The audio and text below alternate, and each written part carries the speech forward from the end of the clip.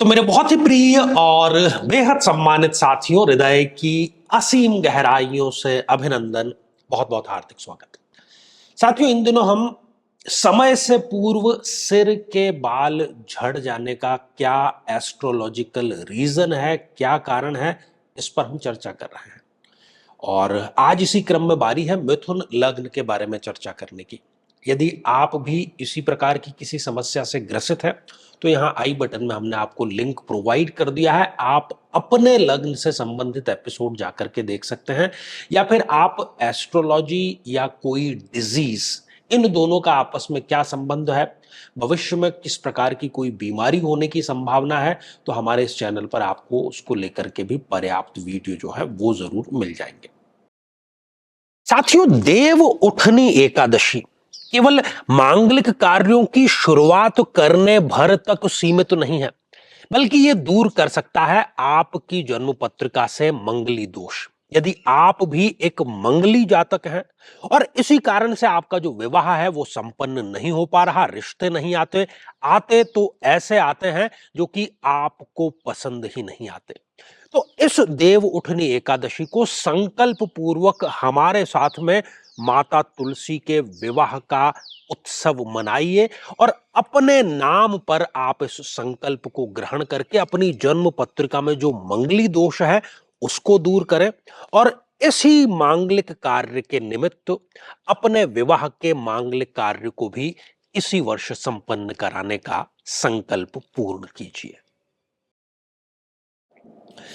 तो आइए साथियों, एक मिथुन लग्न की जन्म पत्रिका पर हम दृष्टिपात करते हैं और जानते हैं कि मिथुन लग्न में कौन कौन सी ऐसी स्थितियां निर्मित होती है जब 35 वर्ष की आयु या उससे कई पहले ही व्यक्ति के जो सिर के बाल हैं, स्त्री पुरुष दोनों के लिए ये बात लागू है, तो वो समय से पहले ही झड़ जाते हैं।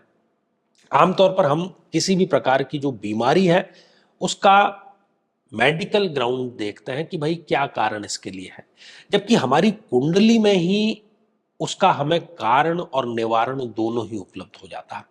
साथियों, ये एक मिथुन लग्न की जन्म पत्रिका है। 3 नंबर से जन्म पत्रिका का प्रारंभ हो रहा है और इस जन्म पत्रिका में जो लग्नेश हैं वो स्वयं बुध देव बनते हैं। साथियों, गर्दन के ऊपर का जो हिस्सा है, ऑब्वियसली इसमें सिर के बाल जो है वो भी शामिल हो जाते हैं। उसका एनालिसिस, उससे संबंधित क्या चीजें हैं वो हम लग्न भाव से देखते हैं। तो यदि लग्नेश इस जन्म पत्रिका में स्वयं उठ करके छठे, 8वें या 12वें जाकर के विराजमान हो जाए, यदि ये स्थितियां हैं, तो व्यक्ति के जो सिर के बाल हैं, जिसको हम गंजापन कहते हैं, उसका ये शिकार ये जातक या जातिका जो है बहुत जल्दी ही हो जाता है। अब इसके अतिरिक्त तो और क्या होता है? इसके अतिरिक्त बुध का खराब होना व्यक्ति के करियर को भी खराब करता है।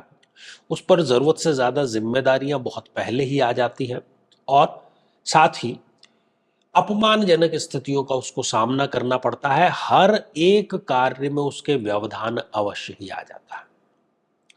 साथियों, दूसरी जो स्थिति है वो है लग्नेश का नीच राशिगत होकर के बैठ जाना।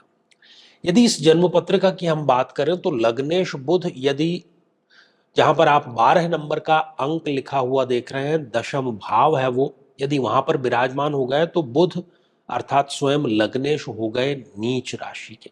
अब नीच राशि में जाकर के ये चूंकि कर्म भाव है तो ये कर्म में भी किसी न किसी प्रकार की बाधा उत्पन्न करते हैं।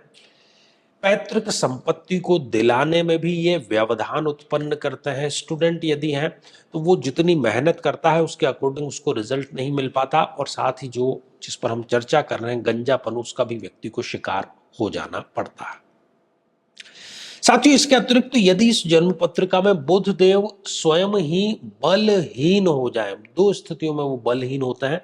यदि वो डिग्री वाइज या तो 0 डिग्री के हैं या फिर 28, 29 जैसी अंतिम डिग्रियों के हैं, तो वो रिजल्ट प्रदान नहीं कर पाएंगे, या वो अस्त अवस्था में है। इन दोनों ही अवस्थाओं में भी बलहीन बुध के कारण व्यक्ति के जो सिर के बाल हैं वो बहुत तेजी के साथ में झड़ जाते हैं। बुध की अंतर्दशा में तो फिर कहना ही क्या, कुछ महीनों में ही व्यक्ति पूर्ण रूप से गंजेपन का शिकार हो जाता है। साथियों, इसके अतिरिक्त यदि लग्न में कोई मारक ग्रह है या कोई मारक ग्रह लग्न को देख रहा है, इन दोनों ही परिस्थितियों में भी ये समस्या जो है इसका सामना व्यक्ति को करना पड़ता है। और मिथुन लग्न की इस जन्म पत्रिका में 3 प्रबलतम मारक ग्रह हैं, सूर्य, चंद्रमा और मंगल।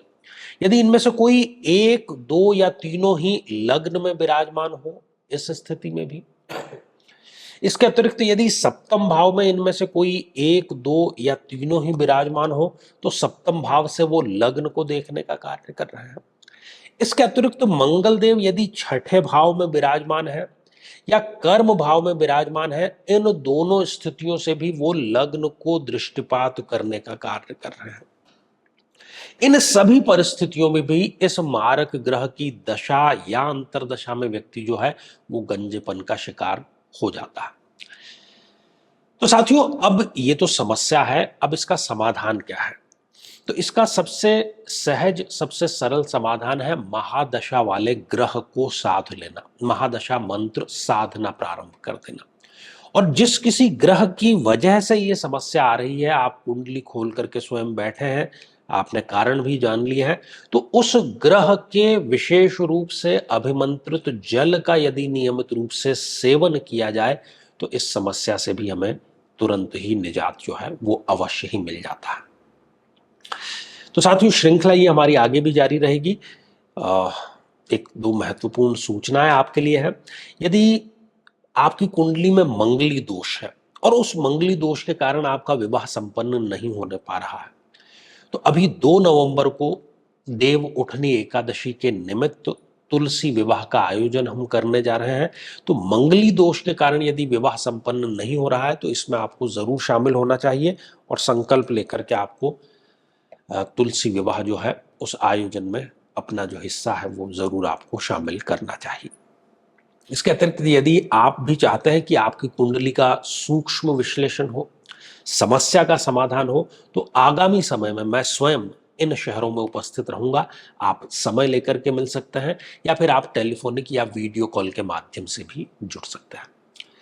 तो साथियों, आज के लिए केवल इतना ही, और इसी मंगल कामना के साथ में कि आप सभी स्वस्थ, समृद्ध और शांतिपूर्वक जीवन व्यतीत करें। नमस्कार।